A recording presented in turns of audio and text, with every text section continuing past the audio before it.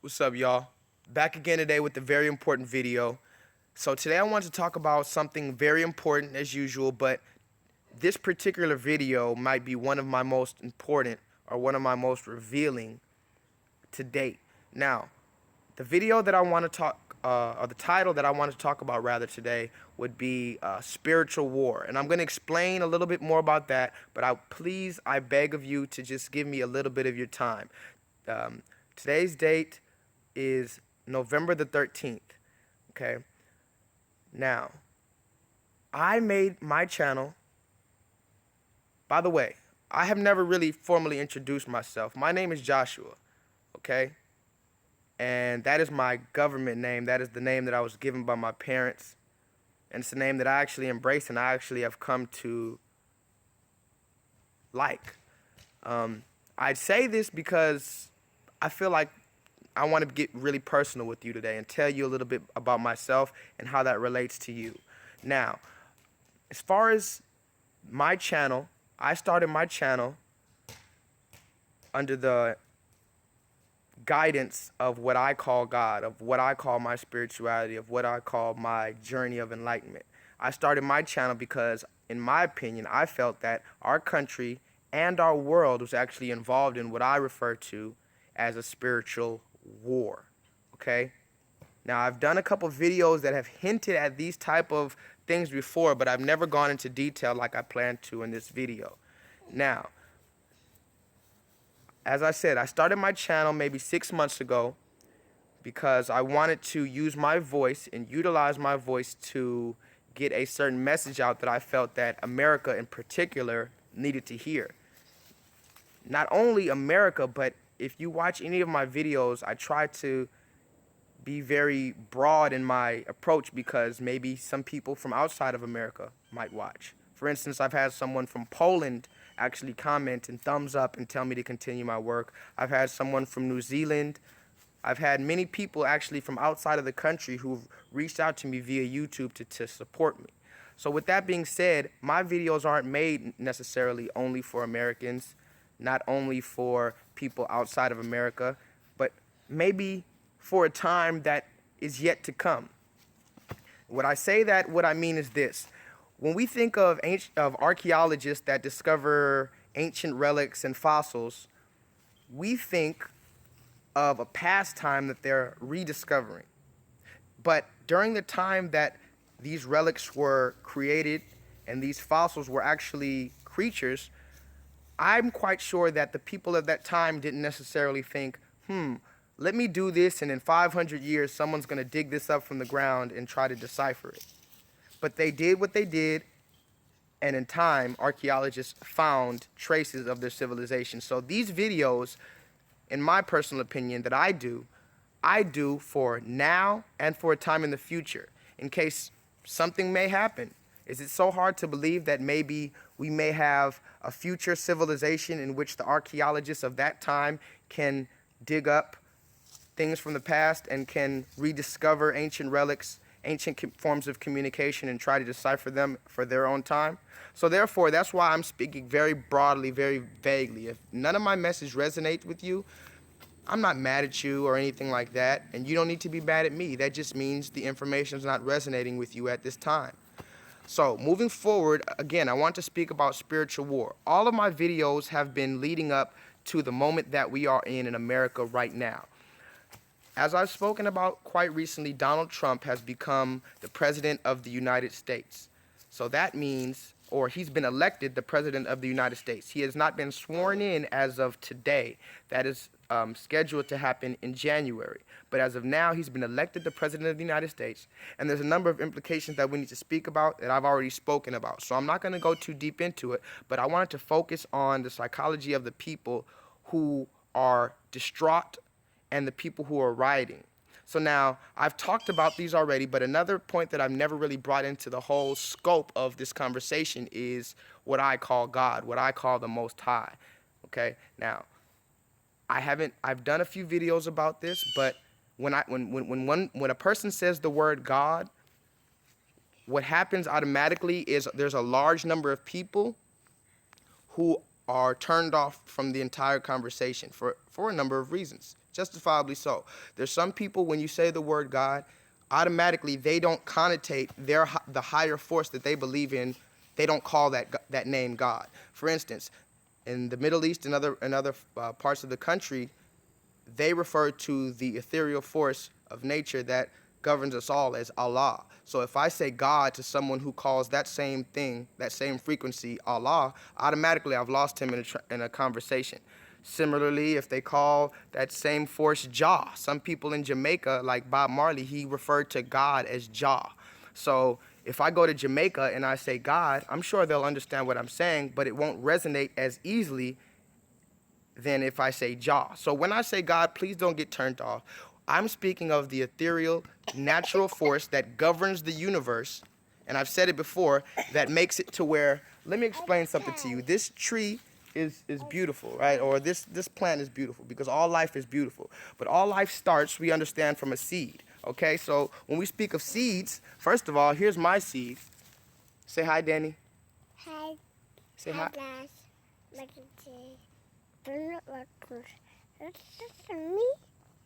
This is my seed. He's gonna take over when I'm gone. But to further my point, a plant is nothing but a seed. Let's go over here to this plant.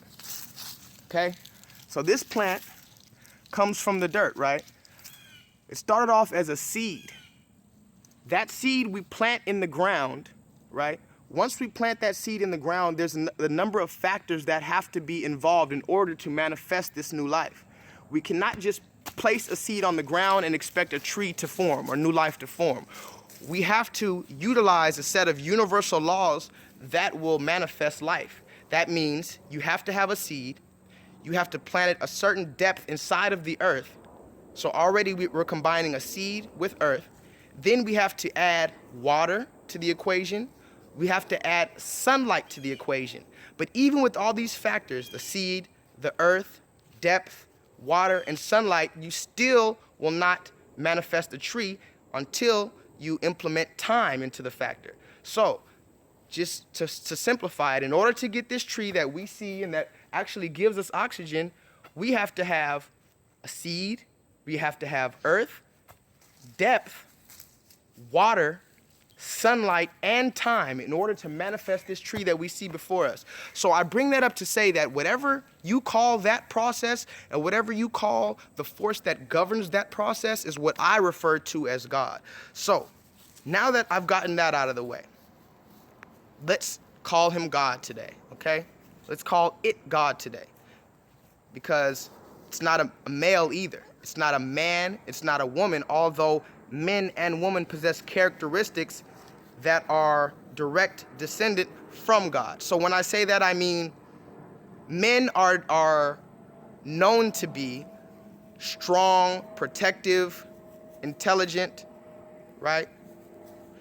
Women are known to be nurturing, givers of life, right?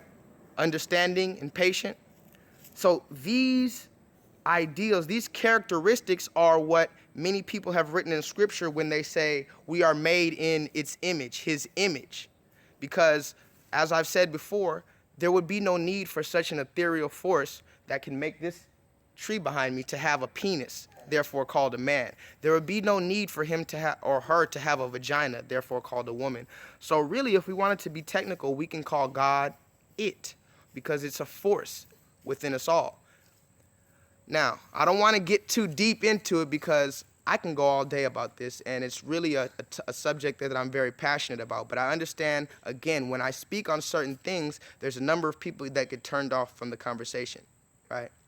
So another type of person that gets turned off from the conversation when I say God is someone who feels that they've been let down by him.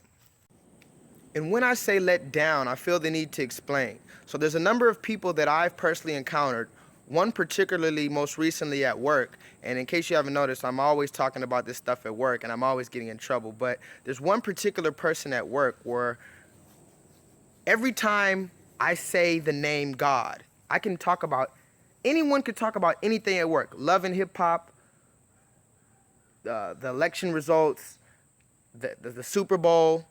But the moment I say God, this particular person begins to have a reaction every time, whether it's just or something of that nature. So I'll be talking to someone else, and this person, they'll hear me say the name God, and they'll laugh, they'll suck their teeth, they'll sigh deeply, or even go so far as to tell me to be quiet. So when I saw this particular person recently, and I was talking about God to someone else, they actually tried to mock what I said and be disrespectful, basically. So basically, I said I was looking at a number of fruits, like strawberries, pineapples, cherries, just all oranges, all the fruits you can see. And I was talking to someone else, and I mentioned, wow, look at all these fruits and all this variety of life that God has created. Because again, I call God the same force that brings forth trees and brings forth fruits.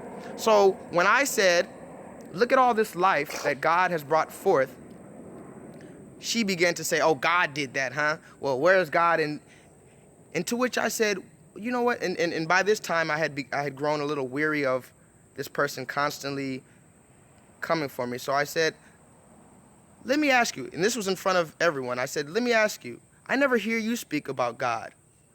And this person replied to me, oh, that's right. You never have, and you never will. And the look across this person's face and the body language led me to believe that there was a personal quarrel that this person had with what I call God. So, again, there's two different type of people that may be turned off from the conversation when we talk about God. One of them is simply someone that does not call that force God. Understandable. But the other person that shies away from the conversation is usually a person who in their past, if they were to be honest, they submitted their will to God or what they believe God to be.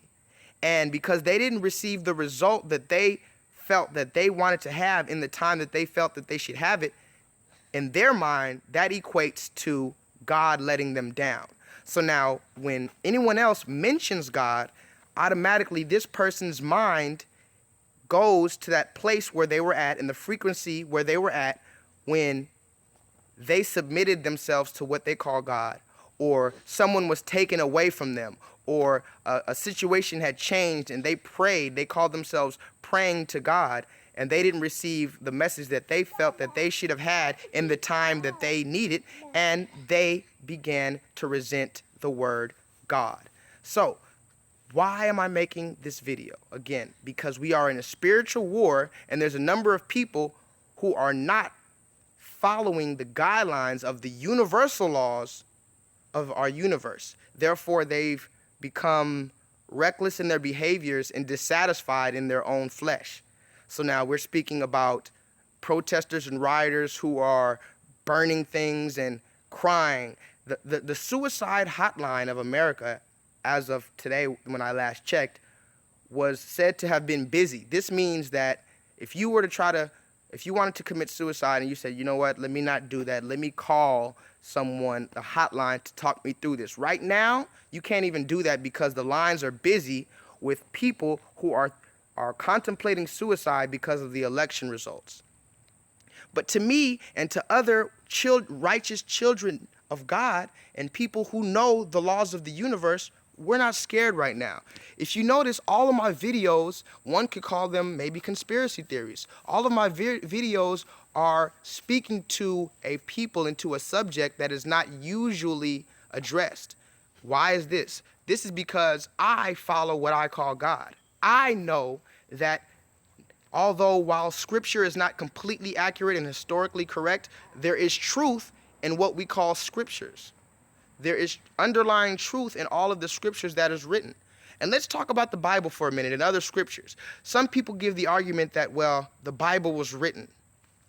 And other people give the argument that the Bible, let me say this. Let me clarify. Some people give the argument that the Bible was written by man, with man's desires and man's intentions and man's agendas at the basis of this writing. Some people on the opposing side argue that the Bible was written by prophets that were inspired by a force called God. In either instance, the Bible was written. And when we say that, we have to come to the conclusion that very likely, whether it be a man who manipulated this in order for certain prophecies to come true, or if it was indeed inspired by a higher power, these things were meant to happen. You get me?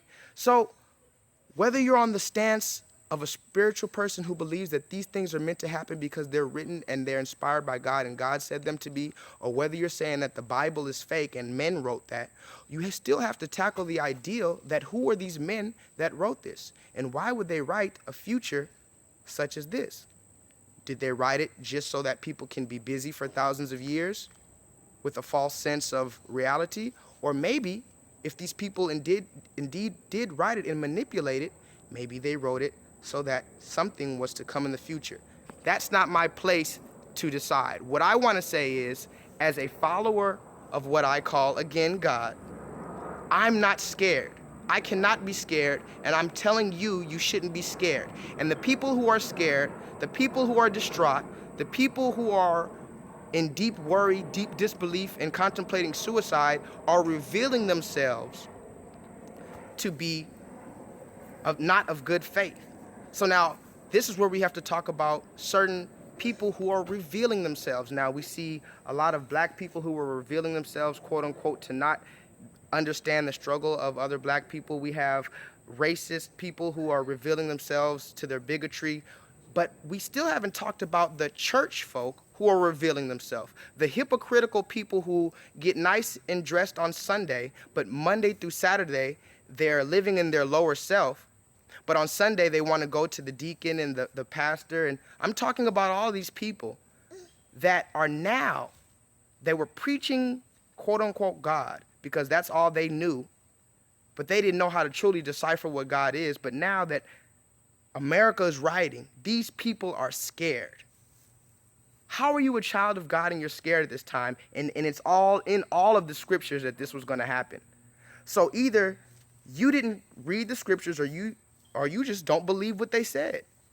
You didn't truly believe that these times would happen. This is the great revelation, the great reveal, meaning all will be revealed. Enemies, foes, and allies alike will be revealed to you. So, as I told a friend before, there are no bystanders in war. If you think you're going to sit here and just watch these YouTube videos, although I appreciate your viewership, if you think you're just going to sit here and be watching the revelation happen on YouTube, you're sadly mistaken. There are only two sides to a war, and there are no bystanders. So right now, I'm coming to you because I'm asking you to join the side of righteousness. I'm pleading with you because that is the only side that will continue to last and will survive this spiritual war. The side of righteousness is not a side of easiness. It's not a side of convenience. And there are many things that come along with it, many sacrifices, many sobering nights. But understand that these times are what will reveal what is truly inside of you. So please don't be scared that people are acting out and showing their true nature, whether it be the fact that they're rioting or the fact that they're scared, because both of those groups are showing that they don't truly believe in not only themselves and their fellow man and the fellow nature of the universe, but they don't believe in a higher power, which I'm not demeaning you for, but many of those people are hypocrites. So again, I don't want to take too much of your time, and I hope this resonated with you in some form or fashion. Please don't think that I dislike or hate anyone. I just want us all to have a common understanding of the events that's going on right now. Thank you so much. I appreciate you. Stay safe out there. And whatever you do, vibrate higher.